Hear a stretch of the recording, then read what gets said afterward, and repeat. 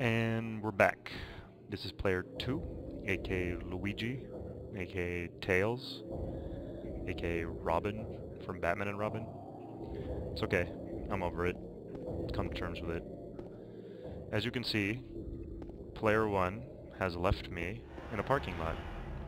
Not the first time he's done that, by the way. First time he's done it in a video game, though. Usually he leaves me in an actual parking lot, which isn't fun for anybody. Okay, so let's get started. Let's just quickly check our inventory. We have a health drink. We have a photo of Mary from when she was still healthy. Let's examine that real quick. Okay. Happier times, I'm sure. Although, that's not saying much. And that actually might be Silent Hill behind her.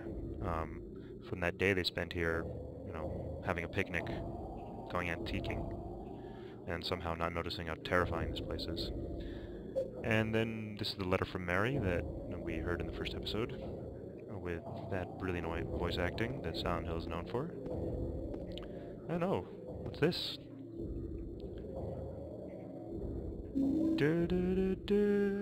Yeah, health drink. Great. Good thing I was here to notice that. Alright, let's move ahead.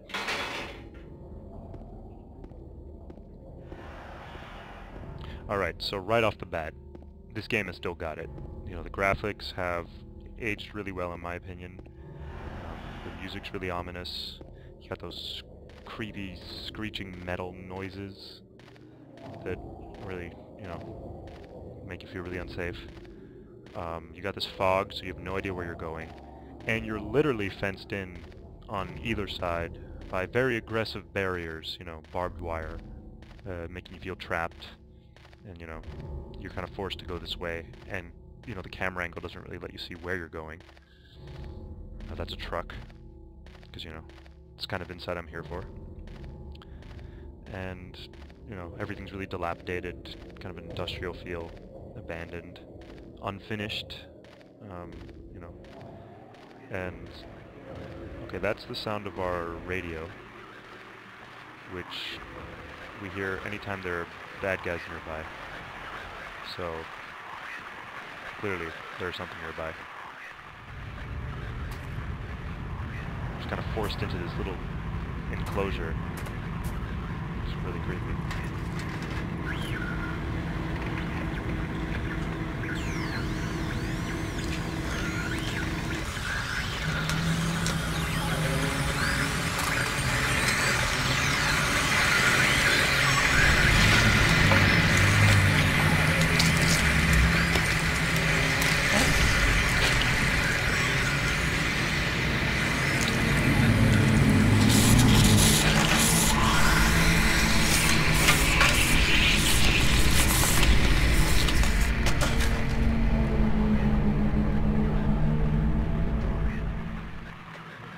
Okay, and this is James' first encounter.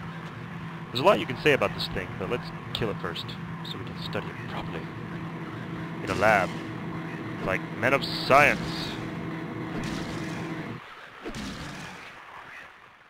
Is it dead? What the hell is it? It's not human. That's real good, James. Real good. It's actually a great segue into what I wanted to talk about. What is that thing? But first, let's just... Oh, dead? Could it have been that creature? As you can see, my voice acting is somehow actually worse than Silent Hill 2's, which is saying a lot. What is going on in this town? It's a good question, James. Real good. That's why I like you. You ask the tough questions. Oh yeah.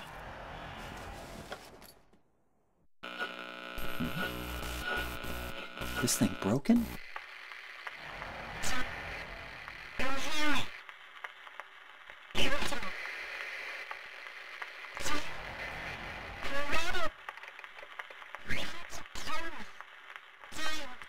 What the? I'd better take it anyway. I might need it. Yeah, so James got over what just happened really quickly. He was like, oh yeah, my radio. And yeah, obviously it's kind of convenient that, someone was trying to contact him the second he fidgeted with it. But that's not a knock on the game, because if anything, it just kind of adds to the surreal feel of the game. And, you know, the fact that it might be his dead wife talking to him, that's surreal points right there. So now we're going to enter Silent Hill in earnest with our, you know, freshly minted stick. We tested it at the store and we liked it, so we're going to take it for a test drive. There's some blood there. You can actually change the color of the blood in this game to violet or green, but I respect you guys too much to do that. And this is another baddie. Don't blame me, blame society. As you can see, it has some feminine features, you know, feminine legs, some platform shoes, and some non-feminine features, you know, you can pick up if you look real closely, like the fact that it doesn't exactly have a head in some respects, and looks like it's covered in a flesh straitjacket. So yeah, a lot of symbolism though to all of that, you know.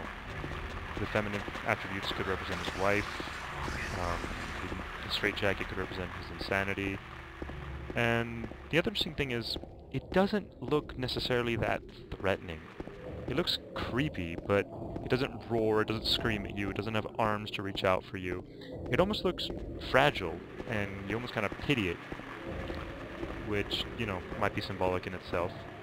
It's interesting. I mean, obviously they're not, you know, nice to look at or anything, but they don't look as threatening as they could.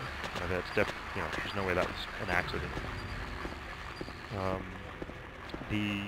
Some of the aspects of some of these creatures was influenced by Jacob's Ladder, which is a movie from the 90s with Tim Allen. Oh wait. The door that wakes in darkness, opening into nightmares. Well, how can we say no to that? Sign me up. Nope, it's locked. Not terribly bothered by that. Alright, so I can't go that way. James, like a stereotypical male, refusing to ask for directions. But yeah, Jacob's Ladder, which is a movie with Tim Allen about a Vietnam veteran who returns to the city and sees monsters everywhere. And, you know, who can relate to that?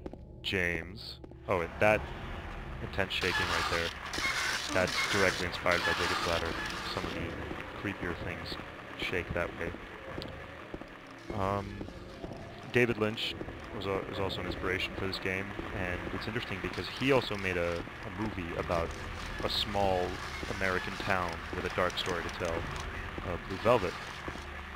There might be some inspiration there. There's an ammo pad on the ground. Alright, so another dead guy, which is interesting. If this is all in your mind, maybe you imagine the dead people too.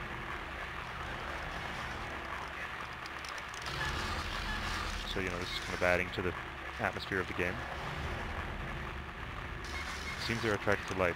Now this is interesting. They're actually, kind of adding tips to the game in an immersive way, you know, keeping you into it by making it part of a torn memo pad on the ground rather than being a help screen or a fairy that, you know, bounces around you going, hey! Yeah, that's... Run away, run away. Okay, that's pretty straightforward.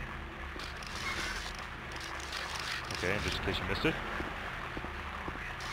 the road is blocked. I can't go further this way. So make it look like this. Okay, so from that we have deduced that we're going to the park. So if you're scoring at home, that was a moral victory, because we now know where we're going, which is good. Let's check the map. So we're trying to get there. That way's blocked off, that way's blocked off, that way's blocked off. That way's blocked off, but nothing there anyway. Okay, so let's, guess, go that way. Right down Neely Street. Look at me, name dropping streets like I live here. Moving right in. Yeah, and a lot of detail. I mean, there's so much detail to this small town. It's great. they probably could have gotten away with a little less detail because of all the fog, but, you know, they really put a lot of effort into that.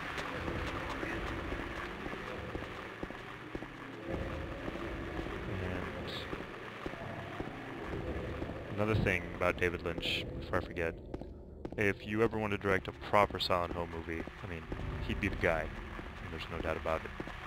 Be right up his alley. And, oh, whoa, oh, and that puking right there, that might represent his wife's illness. So, yeah, there's a lot, like everything, it's just like a, you know, potpourri platter of symbolism. Yeah, sorry about that, it was kind of weird. Okay, and we're approaching another gate. And it's locked. Alright. Kind of out of ideas now.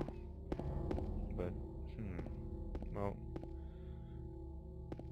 let's just check this out. Oh, it worked. And that's why you should never give up. Oh, and a save point. Sweet. Not my problem. There's a note here.